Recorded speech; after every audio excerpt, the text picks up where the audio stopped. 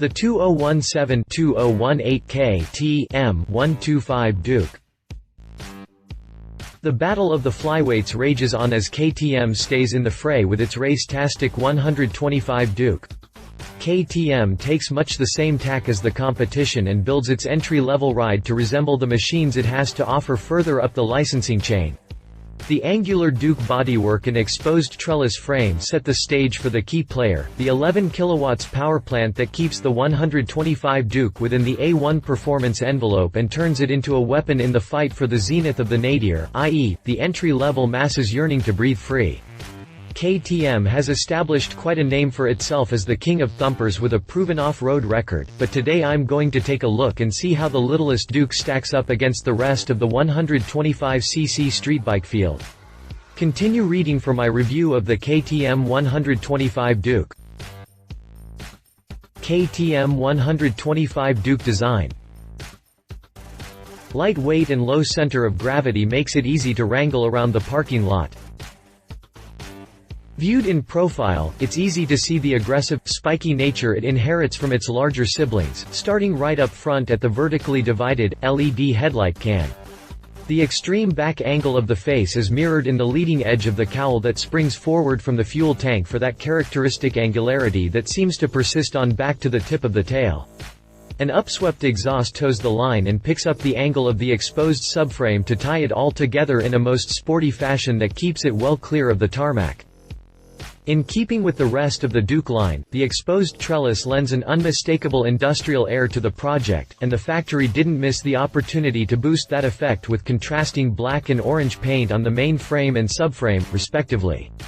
At the command and control center we find short rise bars that push the rider up into a relatively upright position with a TFT instrument panel that covers all the informational bases in an easy-to-read format.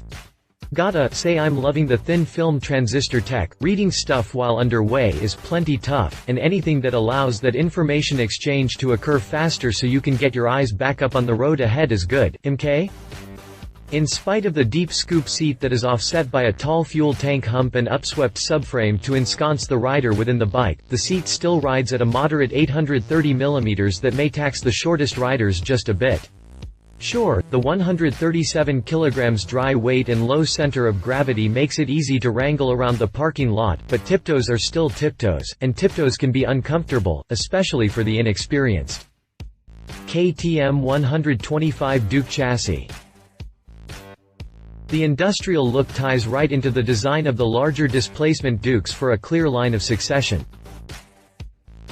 The exposed trellis frame leaves little to the imagination and contributes as much to the overall look as any of the body parts. Gotta say I'm a fan of the industrial look it imparts, and like so many other details, it ties right into the design of the larger displacement Dukes for a clear line of succession. Tubular steel members form the standing structure with a cast swing arm that works with a coil-over WP monoshock to articulate the rear wheel, but the strut comes with nothing beyond the minimal spring preload adjustment. Oh well, that's hardly surprising since that kind of stuff is generally left off in order to keep costs down, and a low sticker is of paramount importance when you're trying to garner support from the youngest demographic, and most likely, their parents as well. WP supports the front end as well with a set of beefy, inverted 43 mm forks, but like the rear end, comes in plain vanilla only with fixed damping values. The brakes offer some redemption in the form of a large 300 mm front disc and 4-pot caliper that'll help you haul things down in a hurry.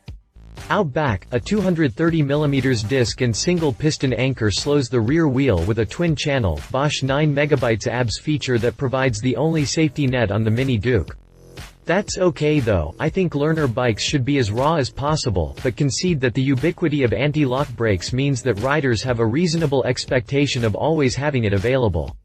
We'll just leave the advanced riding techniques that call for intentionally braking traction for subsequent steps in the rider progression. KTM 125 Duke drivetrain. KTM enjoys a reputation as the king of the thumpers, and it doesn't disappoint here. KTM enjoys a reputation as the king of the thumpers, and it doesn't disappoint here.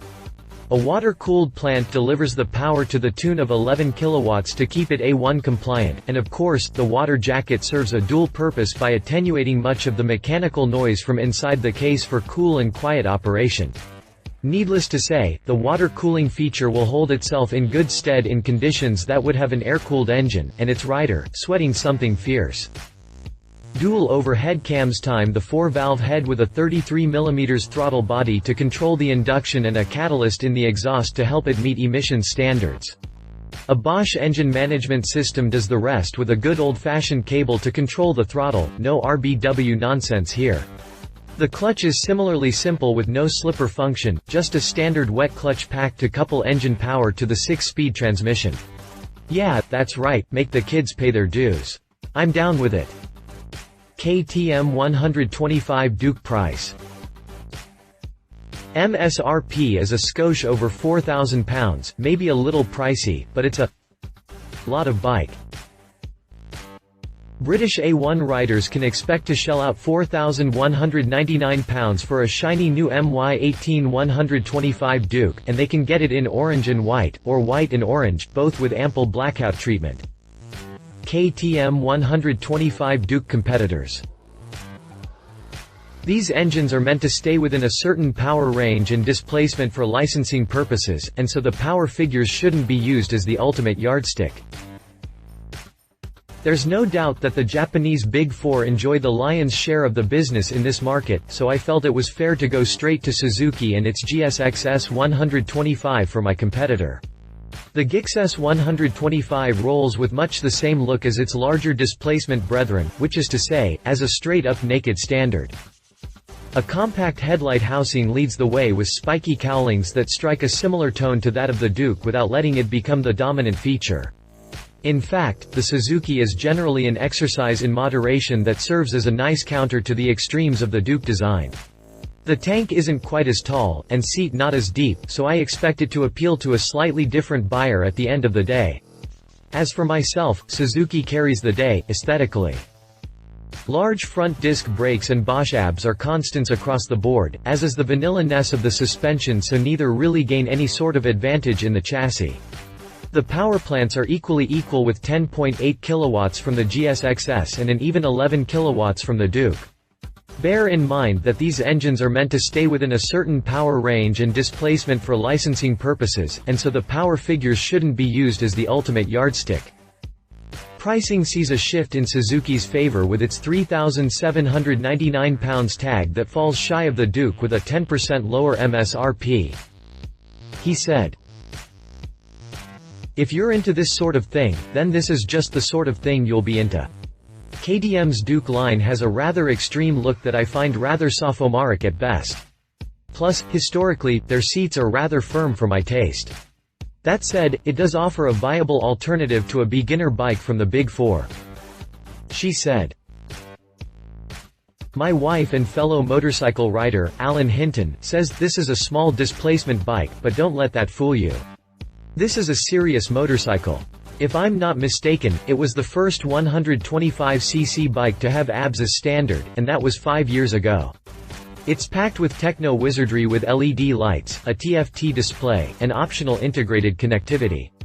The tires are a good size, not some rinky-dink little rubbers, and it's water-cooled. This is a really nice bike. Basically, it's a Duke 390 with the 125 engine in it, so fit and finish is on point and handling is as you'd expect. It's a fun bike to ride, I dunno what else to say." Specifications. References. Suzuki GSX-S 125. See our review of the Suzuki GSX-S 125. KTM 390 Duke. See our review of the KTM 390 Duke. If you liked this video, please share your thoughts in the comments below and don't forget to hit the subscribe button.